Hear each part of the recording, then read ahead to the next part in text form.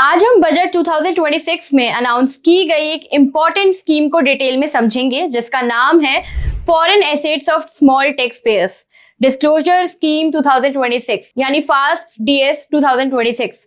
इस स्कीम को समझने के लिए पहले हमें ये समझना होगा कि गवर्नमेंट ने इसकी नीड क्यों महसूस करी। पिछले कुछ सालों में इंडिया से काफी लोग पढ़ाई के लिए अब्रॉड गए, जॉब्स करी, इंटर्नशिप्स करी, टेम्पररी रिलोकेशन हुआ, फॉरेन कंपनी से ईसॉप्स लिए, सैलरीज ली या फिर सेविंग्स मिली। अब प्रॉब्लम ये आई कि टैक्स लॉस काफी कॉम्प्लेक्स है, रेसिडेंशियल स्टेटस बार बार चेंज होते हैं और बहुत से लोगों ने इंटरनेशनली नहीं बल्कि लैक ऑफ क्लैरिटी की वजह से अपनी फॉरेन इनकम या एसेट्स डिस्क्लोज नहीं किए। अब गवर्नमेंट ने इसको सिर्फ ब्लैक मनी का इशू नहीं माना बल्कि एक कंप्लायंस गैप के रूप में इसको देखा। फास्ट डीएस 2026 का जो मेन ऑब्जेक्टिव है वो ये है कि वॉलंटरी डिस्क्लोजर को इंकरेज किया जाए, जेन्युइन स्मॉल टैक्स पेयर्स को एक चांस वापस मिले और साथ ही में गवर्नमेंट के पास एक्यूरेट फॉरेन एसेट्स का डेटा हो जाए। अब यानी इसका फोकस पनिशमेंट पर नहीं है पर करेक्शन पर है। अब ये एक वन टाइम स्कीम है, इसका जो ड्यूरेशन है ये आपको 6 मंथ्स का मिलेगा। इसके बाद रेगुलर लॉ स्ट्रिक्टली अप्लाई होंगे। इसका मतलब ये है कि एक लिमिटेड विंडो है, ओपन एंडेड ऑप्शन नहीं है, तो आपको इस टाइम फ्रेम के अंदर अप्लाई करना होगा। इंडिया में अनडिस्क्लोज फॉरेन इनकम और एसेट्स को रेगुलेट करने के लिए black money undisclosed foreign income and assets act 2025 लागू है। अब यहाँ पे इस एक्ट के अंडर हेवी पेनल्टीज आपको देनी पड़ सकती है या फिर जेल तक का प्रोविजन भी आपको फेस करना पड़ सकता है।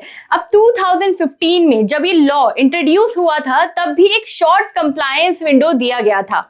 अब फास्ट डीएस 2026 उसी अप्रोच का एक अपडेट वर्जन है, लेकिन अब इसका मेन जो फोकस है वो स्मॉल टैक्स पेयर्स पर किया गया है। अब जो स्कीम है ये 2 कैटेगरीज के लिए डिजाइन हुई है। अभी जो क्लियरली डिफाइंड है वो कैटेगरी ए है, तो हम उसके बारे में भी बात करेंगे।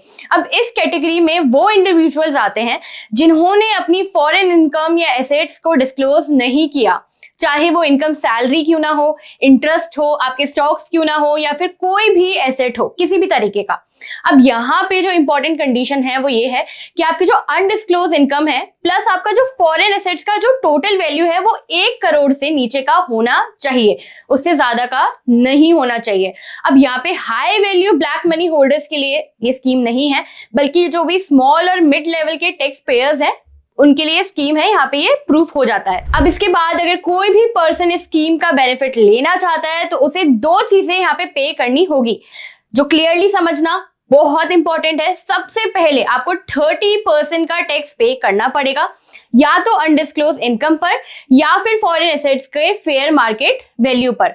इसके बाद दूसरा आपको 30% एडिशनल इनकम टैक्स भी यहाँ पे करना पड़ेगा।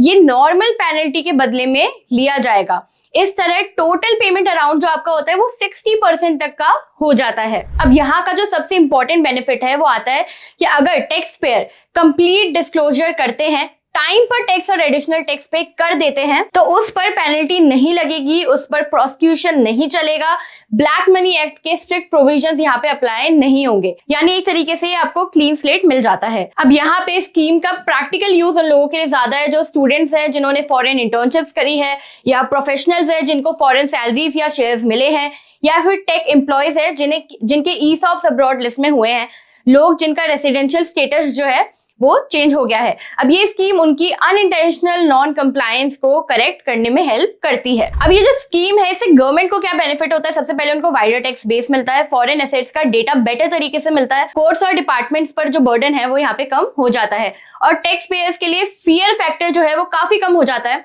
कंप्लायंस उनके लिए इजी हो जाता है और ट्रस्ट बेस्ड सिस्टम भी यहाँ पे उनके लिए बिल्ड हो जाता है। अब यहाँ पे फास्ट डीएस 2026 को आप छोटे में इन सिंपल वर्ड्स ये समझ सकते हो कि ये जो स्कीम है ये ब्लैक मनी को लीगल बनाने का शॉर्टकट नहीं है, बल्कि एक कंप्लायंस करेक्शन मैकेनिज्म है। गवर्नमेंट एक लिमिटेड टाइम के लिए टैक्स पेयर्स को बोल रही है कि गलती हुई है, कोई बात नहीं, अब सही कर लो, आगे से लॉ स्ट्रिक्टली फॉलो कर लो। अगर आप चाहो, अगर आपको कोई भी डाउट है आप मुझसे कमेंट सेक्शन में पूछ सकते हो, आप कांटेक्ट कर सकते हो क्लास 24 के काउंसलर से। आपको नहीं समझ में आ रहा है कि अब आपको आगे क्या करना चाहिए, या अगर आप जाने का प्लान कर रहे हो लेकिन आपको रूल्स एंड रेगुलेशन जानने हैं, तो आप हमसे कांटेक्ट कर सकते हो।